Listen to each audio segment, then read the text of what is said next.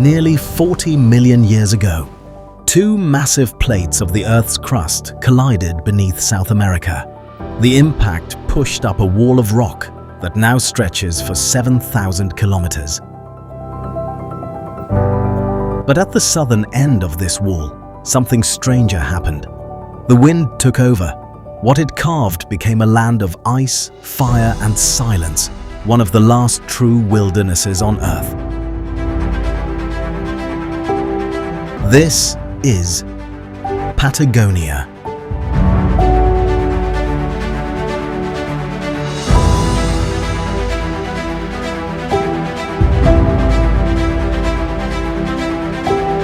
Far to the south, near the edge of the continent, three peaks of pink granite rise from a chain of glacial lakes.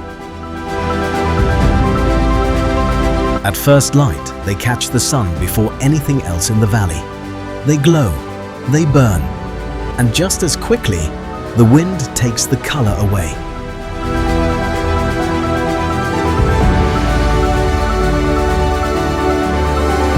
No one has ever fully tamed these mountains. Most years, not a single climber reaches the top.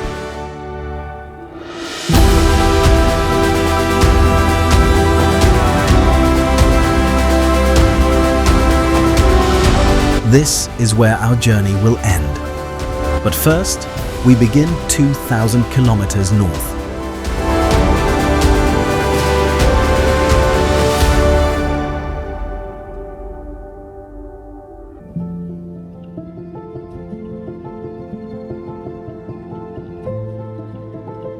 The Atlantic coast. The cliffs of Chubut. The Atlantic coast of Patagonia is unlike any other shoreline on Earth.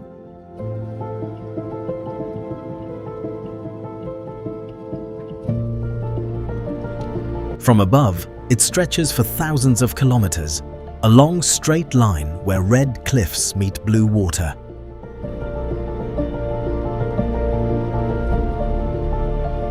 There are no harbors here, no cities for hundreds of kilometers at a time.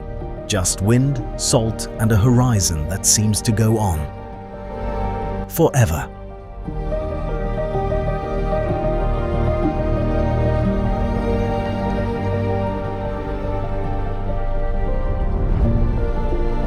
This is the Chubut coast, the eastern face of Argentine Patagonia. The cliffs glow copper in the afternoon sun. Below them, the tide draws long lines of foam across pale stone beaches.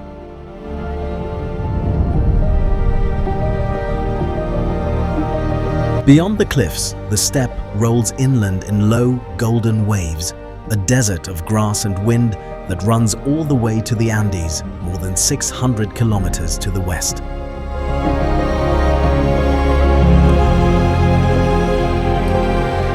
And jutting out from this coast, like a fist punched into the ocean, is one of the most important wildlife sanctuaries on Earth.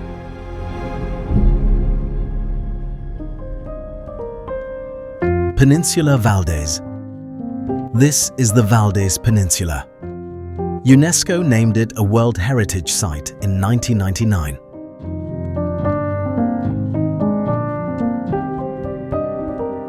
From the drone, it looks lonely. Half desert, half sea, ringed by the same red cliffs. But step into one narrow channel on its eastern edge, Punta Norte, and something unbelievable happens here every year.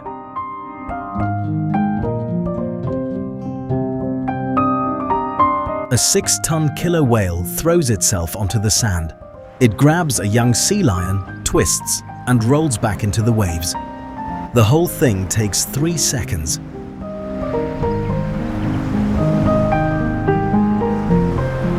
This is called intentional stranding. Only a small number of orcas in the entire world know how to do it. One of the most famous was a female named Mel. For 30 years, she hunted this same beach and taught her daughters the technique.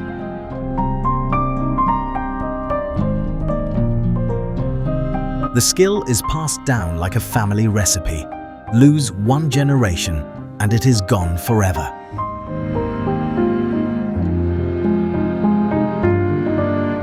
Each winter, more than 2,000 southern right whales arrive in the bays nearby, the largest population on the planet.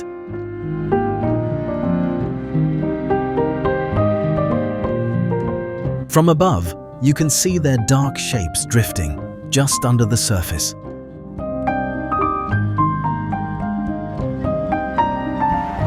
A few hundred kilometers south, the same coast holds another wonder. 500,000 Magellanic penguins come ashore every year at Punta Tombo, the largest colony of its kind on Earth.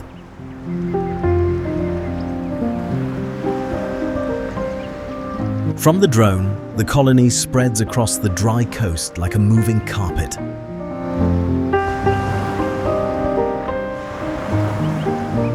They return here every September to the same burrows their parents used. They do not know they live at the end of the world. They only know this is home.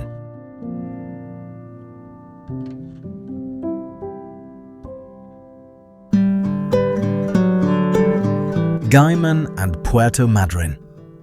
But the coast does not only belong to the wild. Inland from the cliffs, the steppe runs flat and empty.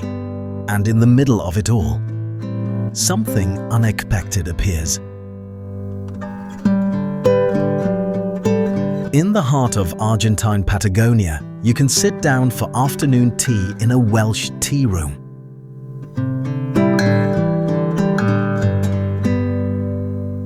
In July 1865, a wooden ship called the Mimosa dropped anchor on an empty beach.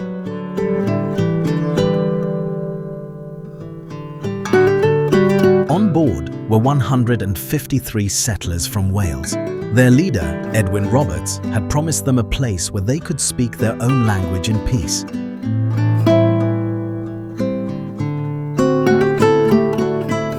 What they found was a desert. But they stayed. They learned irrigation from the indigenous Tehuelche. They baked a dark bread called bara braith.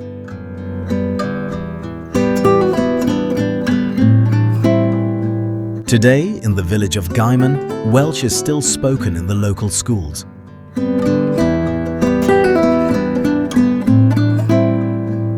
There is an irony in that, a language nearly lost in its homeland, kept alive at the bottom of the world.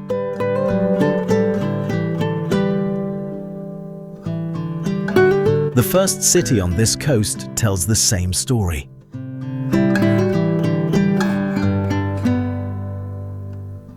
Puerto Madryn, a town of pastel houses along a curved bay named after the Welsh birthplace of one of its first settlers.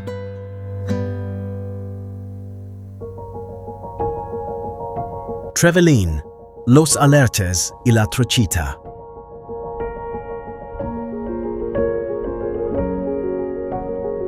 Trevelin y Los Alerces. Trees older than empires.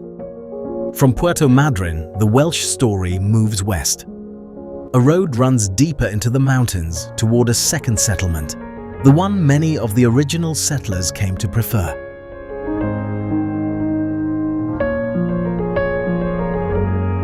This is Trevelin. The name means town of the mill in Welsh. From the drone, its streets are wider than Gaiman's, its mountains closer.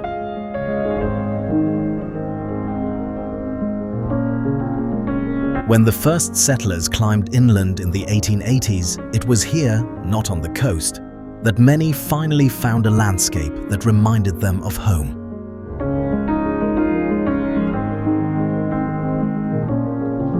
Beyond Trevelin, the road climbs into one of Argentina's most protected wildernesses, Los Alerces National Park. It was created to protect a single species of tree, the Alerce or Patagonian cypress.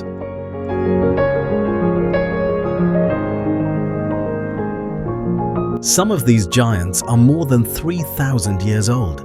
Their trunks are as wide as a small house. They were already ancient, when the Roman Empire was young.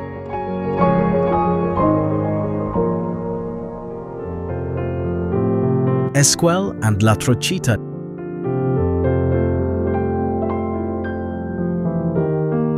nearby in in the small town of Esquel, a different story still survives, this one on rails.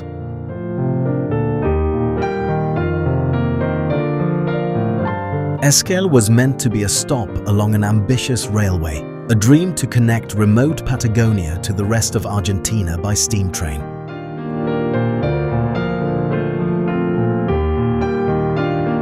The dream stopped here, but the train kept running.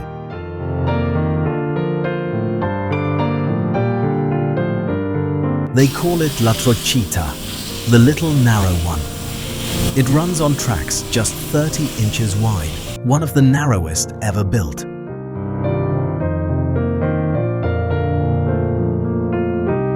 The small wood-burning locomotives still puff and whistle across the open steppe. The route is short, only 11 miles, but riding it feels like a journey through time.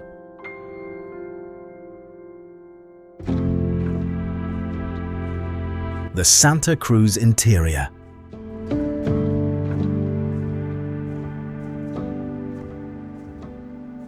Cueva de las Manos.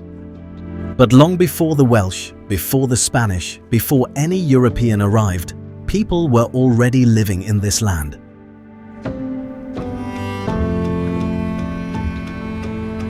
And they left behind Baidsan, one of the oldest messages ever carved into stone. In a hidden canyon along the Rio Pinturas lies a wall covered in human hands.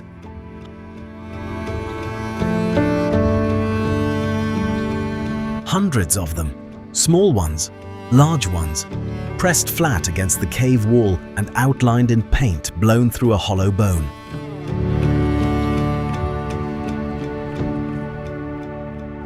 A silhouette of a person, frozen in stone.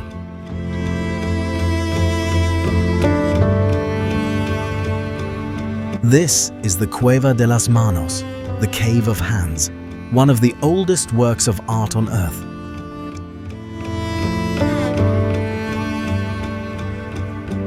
Some of the hands were made almost 13,000 years ago, to a time before any city was built.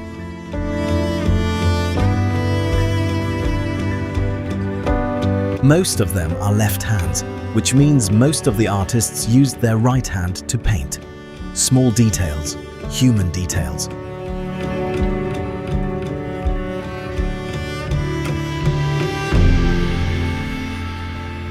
"13,000 years ago, someone stood exactly where you are standing now. They pressed their hand to the rock, and without a single word, they said, 'I was here.' Some messages need no translation."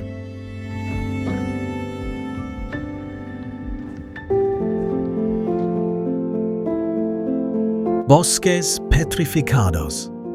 Further south, the steppe Huatim opens onto something even older. A forest that has not been a forest for 150 million years. 150 million years ago, this land was covered in tall araucaria trees. Then a volcano erupted and buried everything in ash.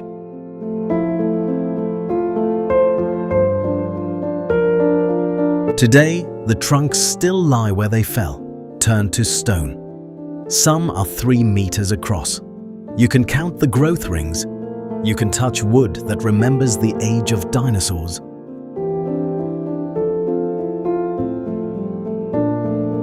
A forest of ghosts, drying in the sun.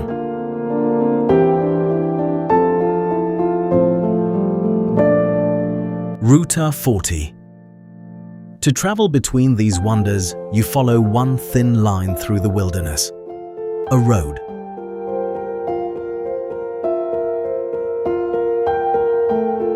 From above, it cuts the steppe in a perfectly straight line, heading toward a horizon that never seems to arrive.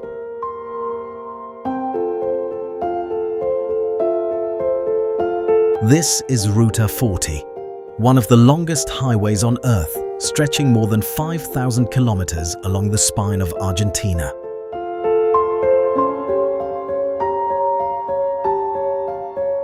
Out here, the road does not take you somewhere. The road is somewhere.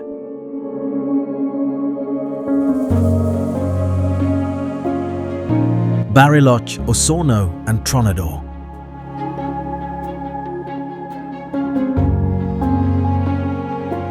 Bariloche and Nahuel Huapai. Ruta 40 carries us west, where the empty steppe finally gives way to mountains. And there, between snow peaks and a huge alpine lake, sits a town that feels as if it belongs to another continent entirely.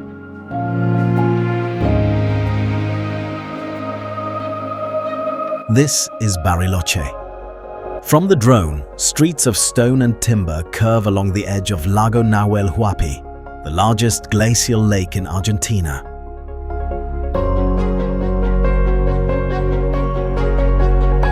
Chocolate shops, chalets with steep wooden roofs, pine forests climbing the ridges behind the town.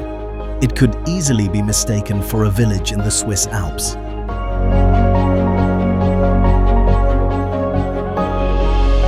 But this is Patagonia, and the lake itself has its own story.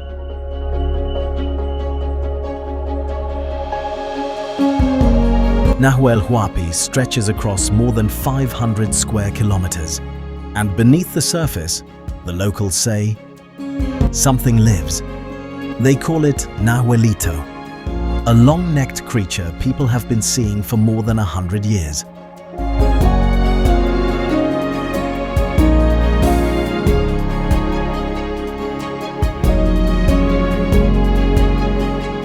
Patagonia's own version of the Loch Ness Monster. No one has ever proven the story. No one has ever disproven it either.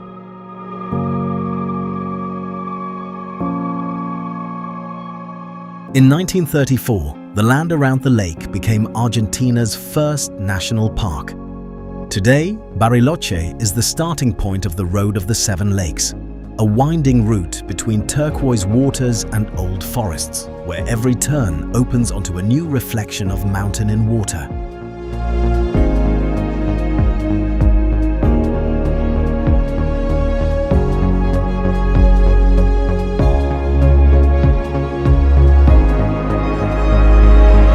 Volcan Osorno. West of Bariloche, across the Andes into Chile, another mountain rises. A perfect cone, covered in snow all year round, reflected in the waters of Lago Yanquihue.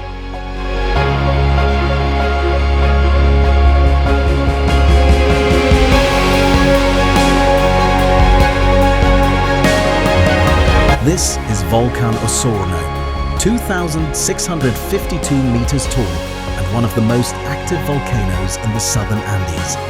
But today, it stands silent. So clean and symmetrical against the sky that travelers call it the Fuji of the South.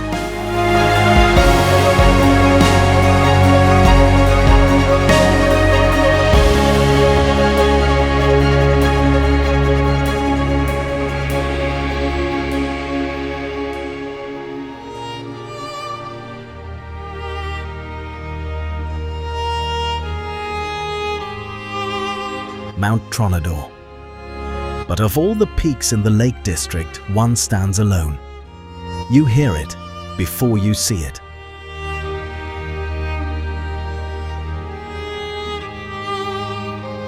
Long before sunrise, a low rumble rolls down the valleys. It is not weather, it is ice.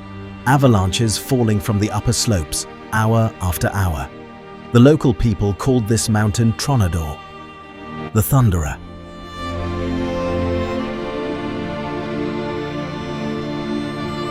Mount Tronador rises 3,491 meters on the border between Argentina and Chile. From the drone, its top is covered in permanent snow.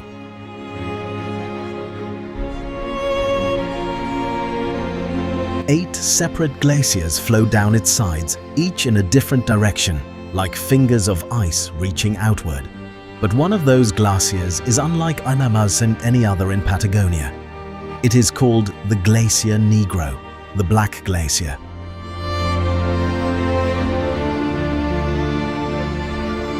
Volcanic ash and crushed rock have covered its surface, turning the ice the color of charcoal. From above, it looks like a dark river winding between walls of white.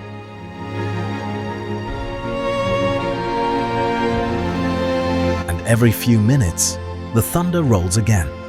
The mountain has been speaking like this for thousands of years. It does not stop.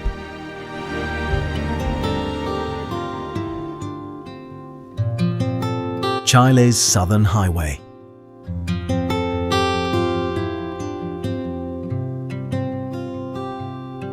Chiloe Island. Before we follow the Great Highway south, there is one place off the coast that must be seen.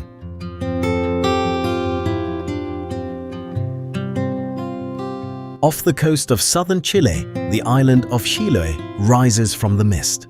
It is green, wet, and older than the mainland's memory.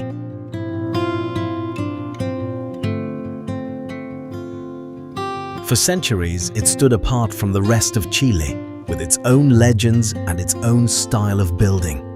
From the drone, the town of Castro looks like a painting. Palafitos, wooden houses on tall legs lined up above the tide, painted in bright reds, yellows, and blues.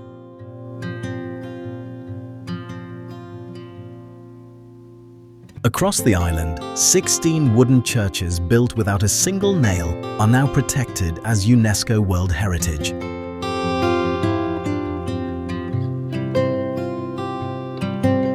The Carretera Austral and the Marble Caves. South of Chilo, a road begins. A road many travelers call the most beautiful in South America.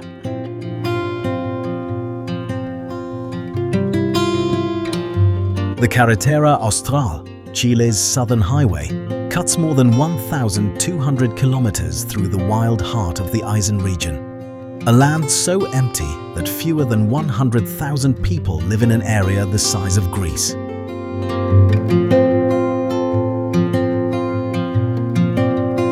For most of the 20th century, there was no road at all. The project began in 1976 under General Augusto Pinochet, and it took more than 20 years to finish.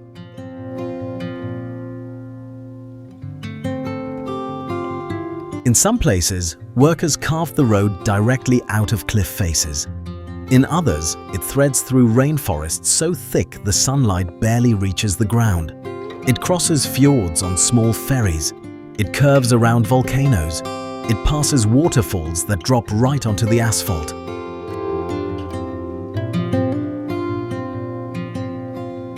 From the drone, the highway unspools like a grey ribbon between green mountains and deep blue water.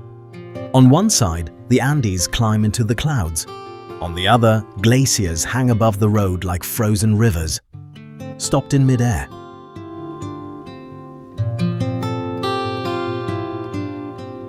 About halfway down, the road meets an impossibly blue body of water, Lago General Carrera, the second largest lake in South America.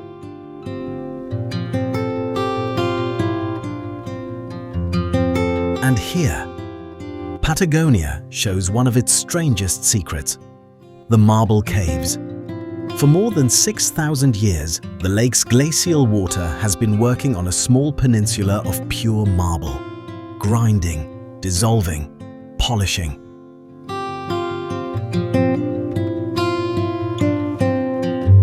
Until the rock has been hollowed into cathedrals, rippled ceilings, striped walls, arches that open into rooms of pale blue and white, and the light does something almost magical.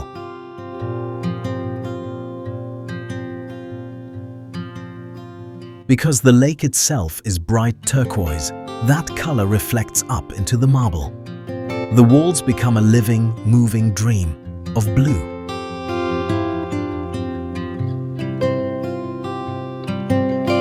Only small boats can go inside. Only in calm weather. The water laps, the light moves, the marble glows.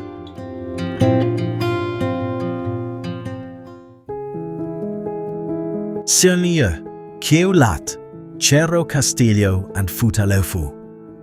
The Carretera Austral hides other wonders along its length.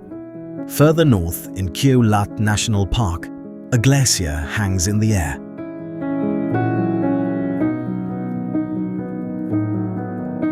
Trapped on a cliff between two mountain peaks, the Ventisquero Colgante drops meltwater in two waterfalls that fall hundreds of meters into a pale green lagoon. From above, it looks like the mountain itself is crying ice.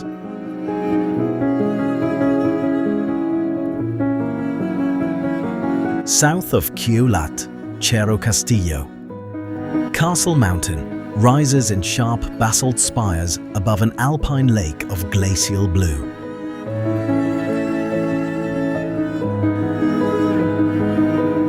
For years, it lived in the shadow of its more famous southern neighbor.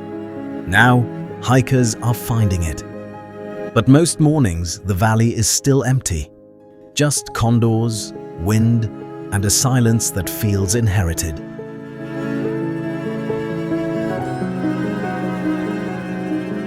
Elsewhere, one river has become a pilgrimage. Class 5 rapids, water the color of a swimming pool. Canyons with solid granite walls. The Futalofu is considered one of the 3 best whitewater rivers on Earth.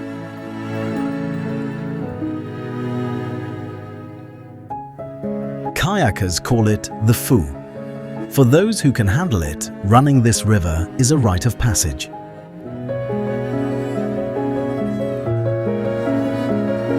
Caleta Tortel. Further south, at the end of a long peninsula wrapped in rainforest, there is a village that seems to float. There are no streets in Caleta Tortel, only wooden walkways.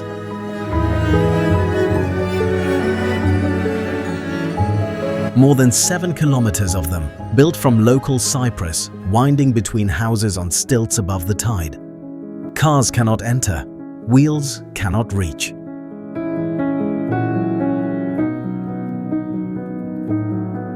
From the air, Tortel looks like a village scribbled into the rainforest by a patient hand. The forest presses in on every side.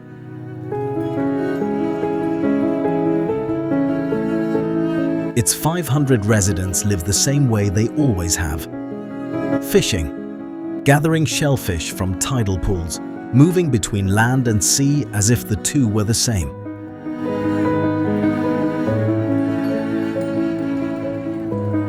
Caleta Tortel does not try to be beautiful. It simply has no other choice. From here, the road runs out. To reach the heart of the ice, we must turn east and let the wind carry us the rest of the way.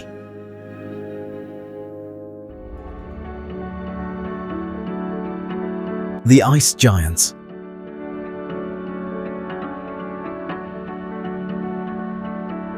The heart of Patagonia, Monte Fitzroy and El Chalten. At the edge of a small village called El Chalten, the clouds open, and a mountain appears. Not a gentle peak, not a round summit, a vertical blade of granite, almost 3,400 meters tall, with walls so steep that snow cannot hold on.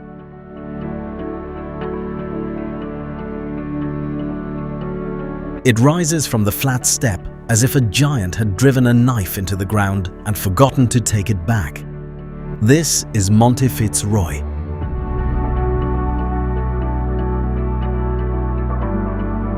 The Tehuelche people called it Chalten, the smoking mountain, because its peak is almost always wrapped in cloud. The first Europeans to see it thought the cloud was smoke. They believed it was a volcano.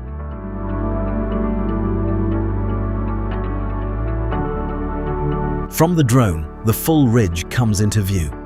Fitzroy stands at the center, surrounded by a jagged family of spires, including the terrifying Cerro Torre.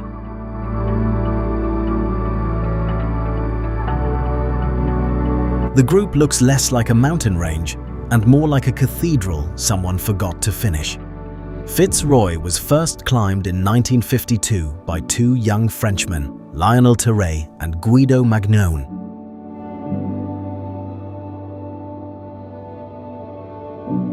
Today, on some years, even after hundreds of attempts, not a single climber reaches the top. The weather wins more often than skill.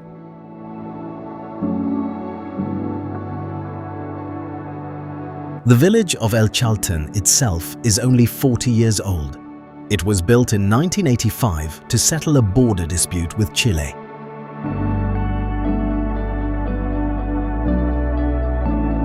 Now it is Argentina's trekking capital.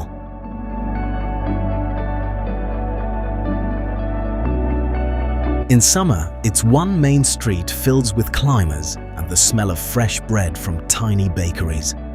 In winter, the wind takes the town back.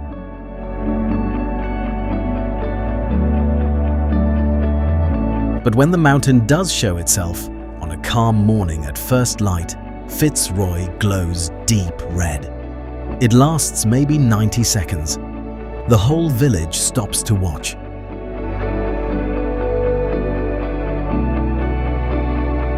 That red light became the silhouette on a famous outdoor brand's logo.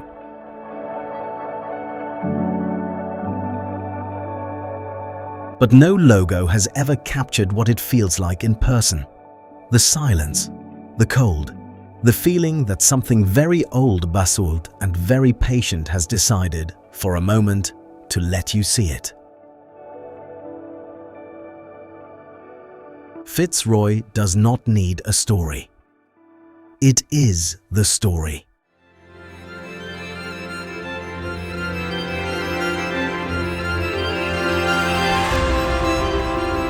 El Calafate.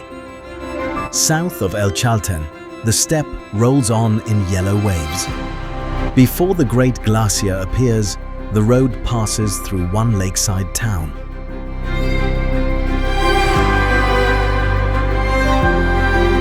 This is El Calafate.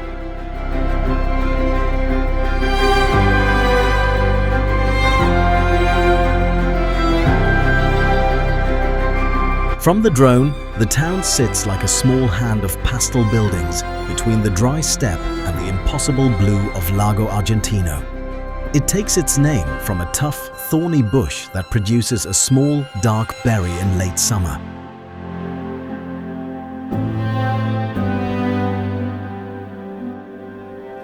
There is a saying here: whoever eats the Calafate berry will always return to Patagonia.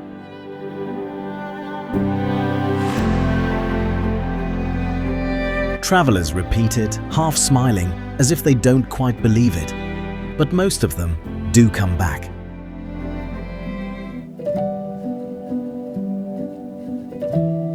Perito Moreno Glacier. And just beyond El Calafate, the horizon opens to show one of the most famous glaciers on Earth. 5 kilometers wide, 70 meters tall above the water, 400 square kilometers of ice, and, unlike almost every other glacier on Earth, it is not shrinking.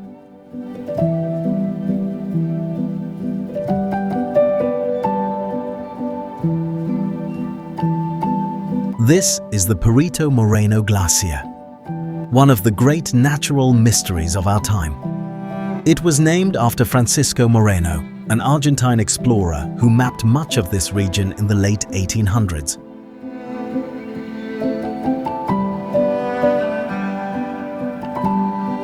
The word perito means expert. From the drone, the glacier flows out of the Andes like a blue-white river that has forgotten how to move.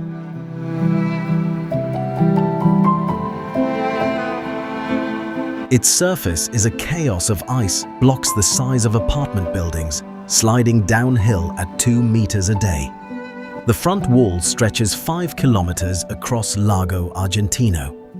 The cliff rises 70 meters above the water and reaches even deeper below.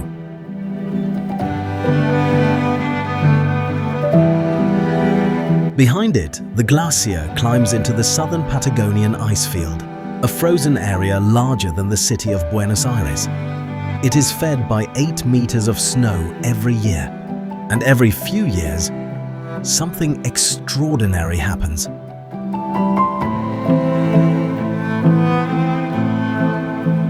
The glacier grows far enough to touch the opposite shore.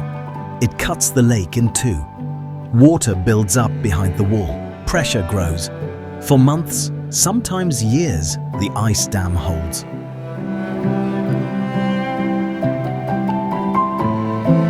And then, with a sound heard kilometers away, the wall explodes. A tunnel opens, an arch falls, tons of ice crash into the lake.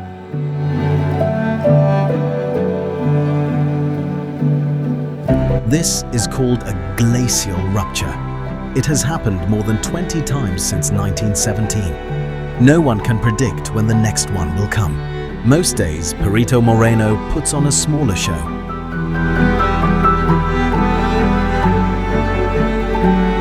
Every few hours, a piece of the front wall loses its grip. There is a sharp crack, a deep groan, and then, slowly, a huge slab peels off and falls into the lake with a sound like cannon fire.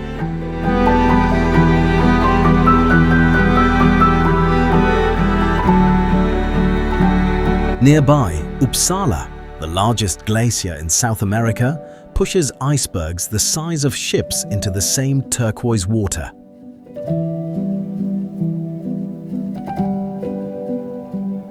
"90% of the world's glaciers are shrinking. Perito Moreno holds its ground. In a world where everything is slowly disappearing, this one piece of ice refuses to join in.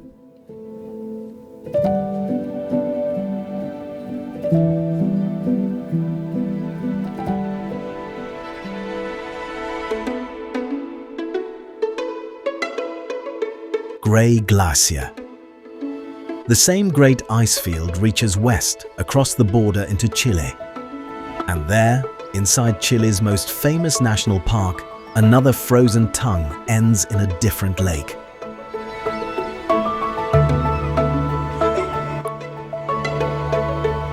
Grey Glacier stretches more than 6 kilometers across. It drops into Lago Grey as a wall of ice up to 30 meters tall.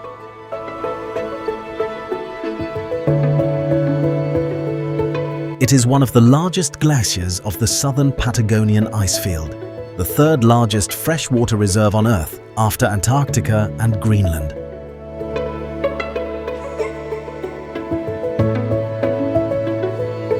From above, the glacier looks like a frozen river caught in mid-flow.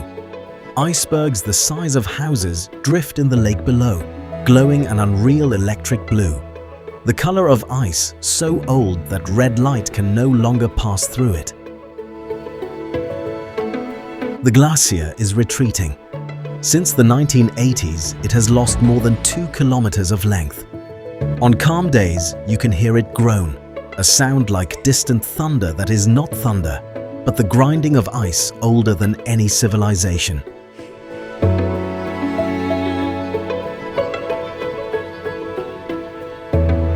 And rising directly above Grey Lake, finally, are the peaks the whole journey has been leading to. The towers we saw at the very beginning. Now, at last, we return.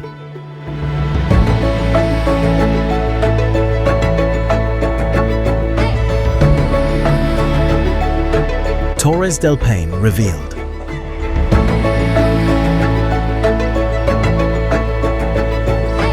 Torres del Paine.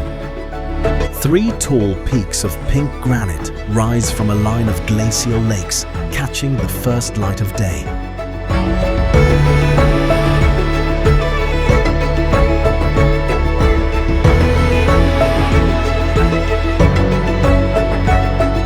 Remember the towers we saw at the very beginning? Now, we stand beneath them. This is Torres del Paine.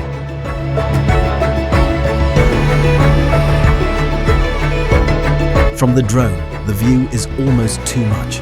Sharp peaks cut against the sky. Below them, a wide circle of hanging glaciers and falling ice. Around them, electric blue lakes, Pehoe, Nordenskjold, Sarmiento, spreading across a landscape that looks drawn, not built.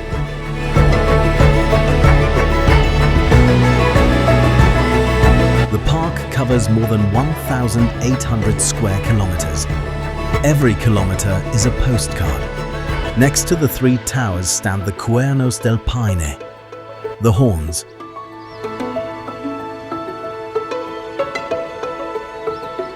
Twisted layers of black and gold rock, their tops capped with dark shale like burnt crowns. And at Salto Grande, a furious river of meltwater explodes out of Lago Nordenskjold, creating a waterfall you hear long before you see it.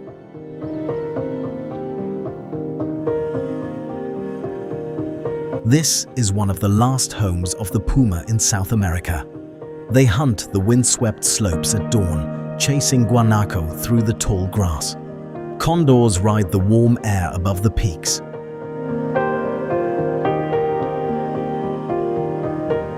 And on the edges of pale lagoons, Chilean flamingos stand in shallow water, unbelievably pink against the grey stone.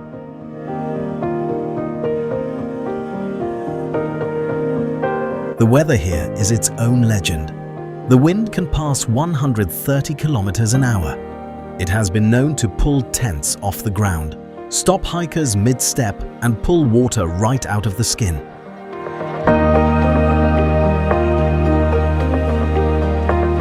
Locals say 4 seasons can happen in one afternoon. They are not exaggerating. And yet, when the light is right, when the towers glow copper at sunrise and the wind drops to a whisper, Torres del Paine gives you the kind of moment travelers spend a lifetime chasing.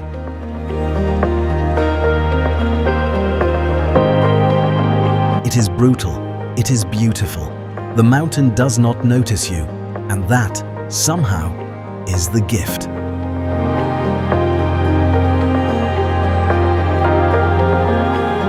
Mylodon Cave. Just north of the park, a dark cave in a hillside keeps one of Patagonia's strangest secrets. The cave is wide and deep, cut into a cliff by an ancient sea.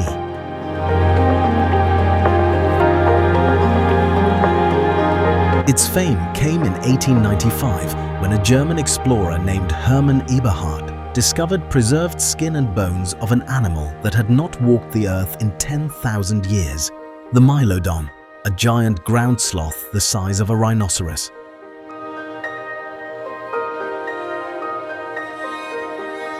Some of the remains looked so fresh that for years a question lingered among the local gauchos. Could the creature still be alive somewhere in the forests beyond?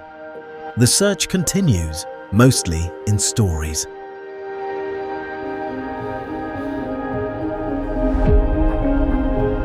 Tierra del Fuego and Cape Horn.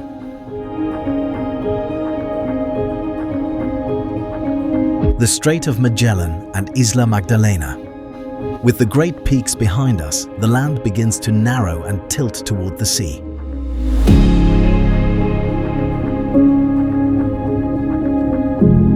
Here, the continent itself seems to lose its balance. Mountains sink into the water, and a narrow passage opens between the Atlantic and the Pacific, the Strait of Magellan.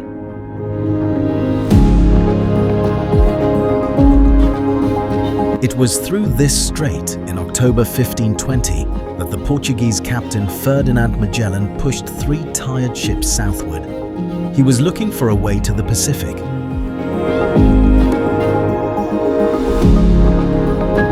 A way no European had ever found. For weeks, his crew fought the cold and the wind. And then, one night, the sailors saw fires on the shore, lit by the indigenous Yaghan and Selknam people. They named the place Tierra del Fuego, the land of fire.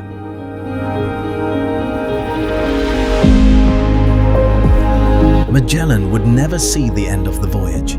He was killed in the Philippines a year later, but his name still lives here, 500 years on.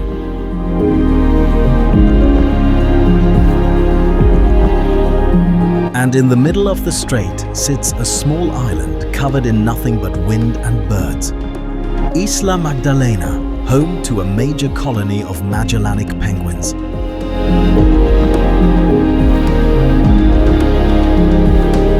A lonely lighthouse stands at its center, quietly counting the ships that pass.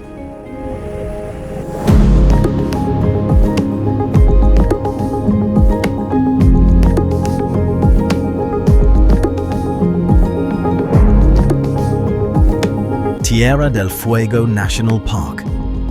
Across the strait, the continent finally breaks apart into islands. The largest of them holds a different kind of wilderness. There is a special kind of quiet here.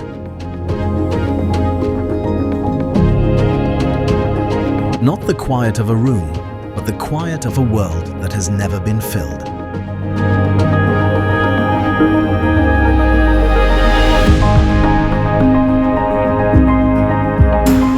Tierra del Fuego National Park sits at the southernmost tip of Argentina, a place where the Andes finally fall into the sea, broken into islands and channels and cold blue bays. Its forests are made of lenga and nere trees, bent by the wind into strange horizontal shapes. Its rivers run dark with tannin. Its beaches are covered with driftwood bleached by salt.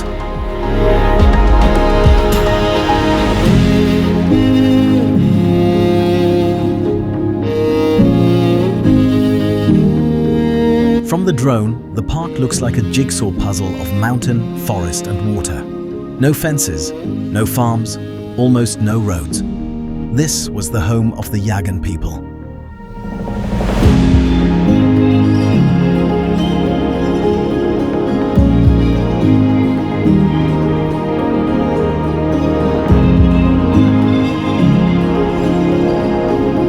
For thousands of years, they lived nearly naked in this freezing climate, keeping warm by fires they carried in their canoes. The last full-blooded Yagan woman, Cristina Calderon, passed away in 2022. Her language died with her.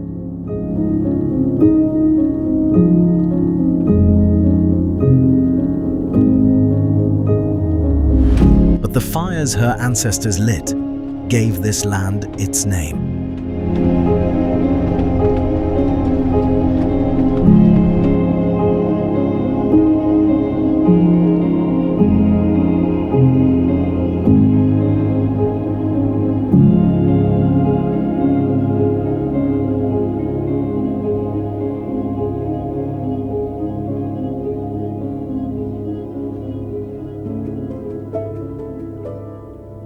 Estancia Harborton and Ushuaia.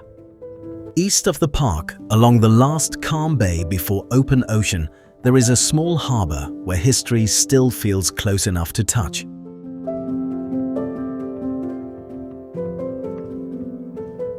Founded in 1886, Estancia Harborton is the oldest farm in Tierra del Fuego. It was built by Thomas Bridges, an English missionary who learned the Yagan language and wrote the first dictionary of it, more than 30,000 words preserved just in time.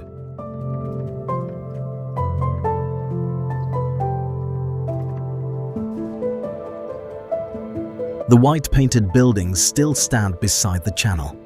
A short drive west, at the end of every road in Argentina, lies a city that calls itself the end of the world.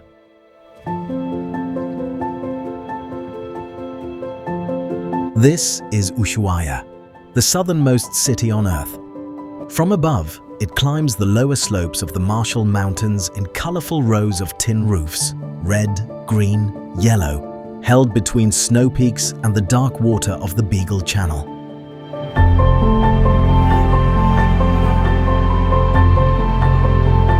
Behind it, the Andes.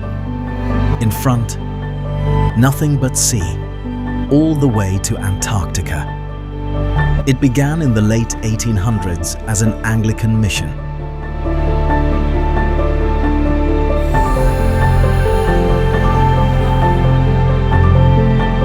Later, the Argentine government turned it into something much darker, a prison colony, their answer to Siberia. The government believed that if they sent prisoners this far south, no one would ever try to escape. They were right. The land itself was the prison.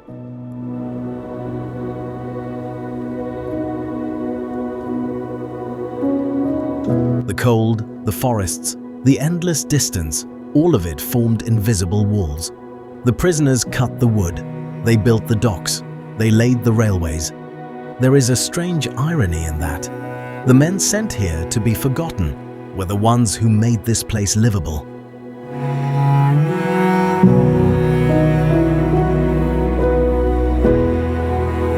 Today, the old jail is a museum. The harbor is full of fishing boats and expedition ships going to the Antarctic Peninsula.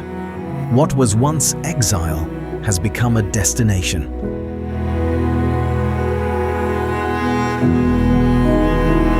After Ushuaia, there are only channels, and after the channels, only ocean, and after the ocean, only ice.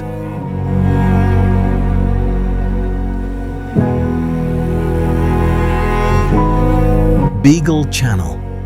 South of Ushuaia, the Beagle Channel winds west through a maze of islands, a stretch of water that once carried the most important passenger in the history of science.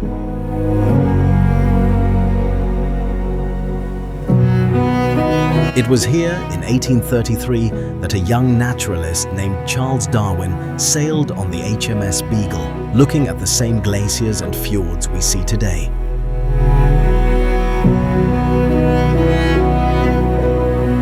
He was only 24 years old. The notes he wrote on this voyage would eventually change the way humans understand life itself.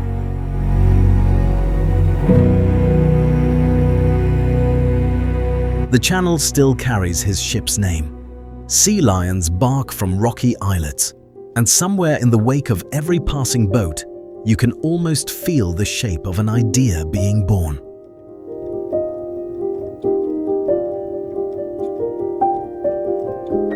Cape Horn. But there is still one final place, the one every traveler to Patagonia speaks about, and almost no one ever reaches.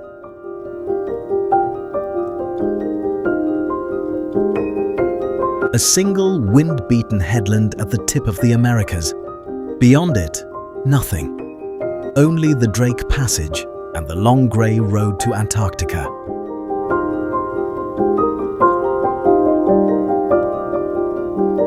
This is Cape Horn, the end of the Earth.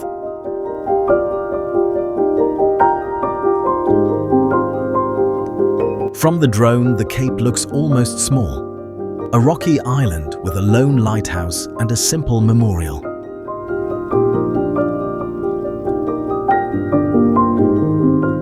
But for 400 years, this was the most feared stretch of ocean on the planet. More than 800 ships have been lost here. More than 10,000 sailors lie somewhere in the waters below.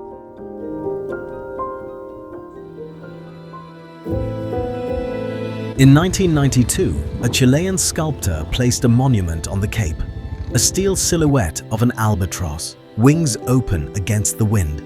Sailors once believed that albatrosses carried the souls of the drowned.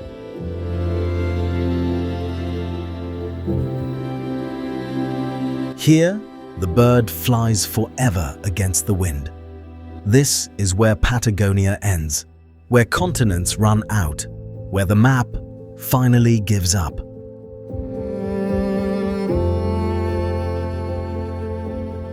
The Cape does not welcome you. It simply allows you, for a moment, to see.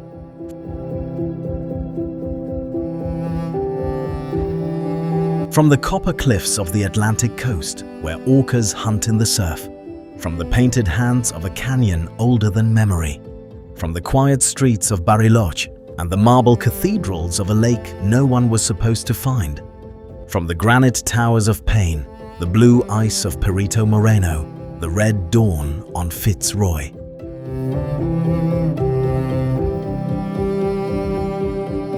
To a wooden village without a single street, and a cape where the map finally ends. Patagonia is not a place you visit, it is a lesson.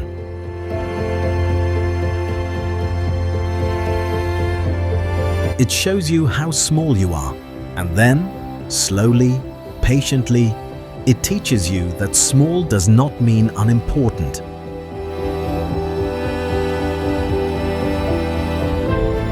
That the wind still remembers your name, that the ice remembers.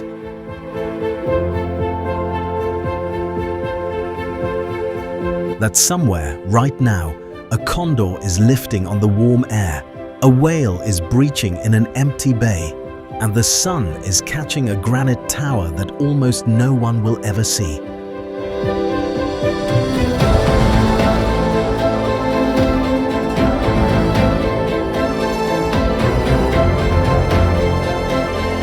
And if the old Patagonian saying is true, that whoever eats the caliphate berry will always return, then perhaps the same is true of watching this land from above.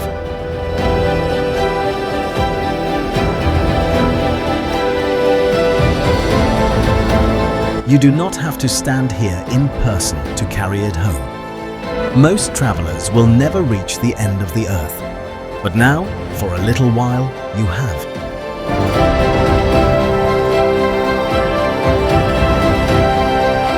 Discover the world, explore the extraordinary. See you in the next adventure.